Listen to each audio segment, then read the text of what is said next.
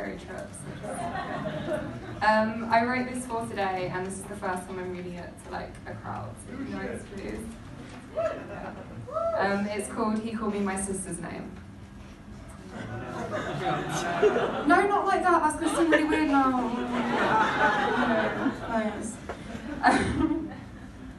The very first time Grampy forgot, he was stood next to his son in line, trying to pay for his anniversary dinner the second time. He felt cold hands move to cup elbow, lead him from till to table. There he was shaking, but sat down, while we were filled up with worry for memories, confused like arthritic fingers cupping sand in their curl, watching time run past palms. Later, when Grampy goes to bed, he checks his room number 4 times, fails to remember, makes it halfway through wishes of goodnight, 3 sentences started, left hanging midair, forgotten like socks under the sofa, never to be found by spines too old to bend down. Grampy stands, smiles, pats my back, and makes to move.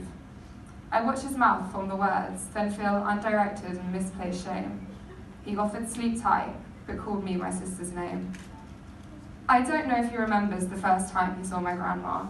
She told me he looked up, watching her looking down and out from behind the barricade of her parents' window. In the garden below, he saw her, ripe as a peach and ready to be plucked. He could still hold ideas of the future in his mind, and knew they would be married. I wonder if he remembers the years that he carried this story through, the winds of tea-time conversations, that way she'd listen, pressing just in grey teeth to bite down on bottom lip as it grew wrinkles. I count the seconds and years that Grandma spent rolling her eyes, hand itching, ready to comedy slap Grampy's thighs. Does he still know that even after years' worth of tries, she could not believe the story was true? He began, from the first time that I looked at you, before she'd cover his mouth to cut him off. I looked down at him later, by the flower beds. They, like him, are growing down, without water, but he's too old and not exactly to blame. He caught me watching, smiles, waves, yells up to me my sister's name. Now, his mind gives him presents, and every new moment is a gift, but I can't quite climb over the seconds he'd miss. I take out his cobweb-covered stories, dust them down, rewrap them and repack them, soon signed as my own. Then I trick him, ask if they're familiar, he'd say no. I pause, can't quite do it, and try to explain. He'd laugh recognition, say he remembers now, but still call me my sister's name.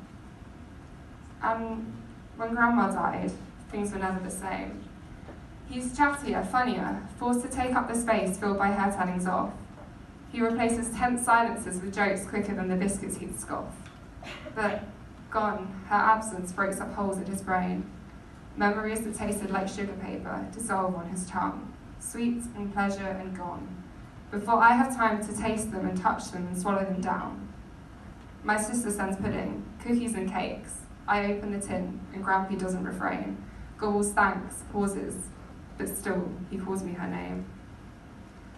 Last time I saw him, we went for breakfast and coffee in winter sunshine. I can't go, David, I have to stay in, he shakes to his son. Book the car in the garage for routine checks.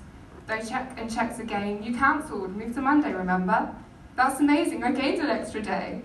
But what mistake moments does he lose in its place? The smile of his sons, the feel of her hand, the list of missed doctor's appointments and uneaten pills, important anniversaries and gone-off ready meals. On Grandma's first forgotten birthday, we play a board game.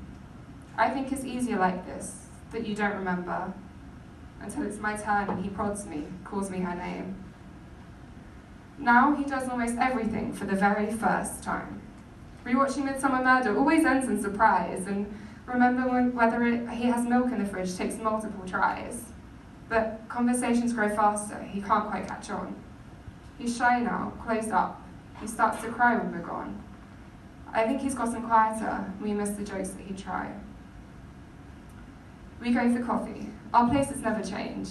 His seat's above the window, the brown leather sofa's the same. We take our first sips, and I ask how he is.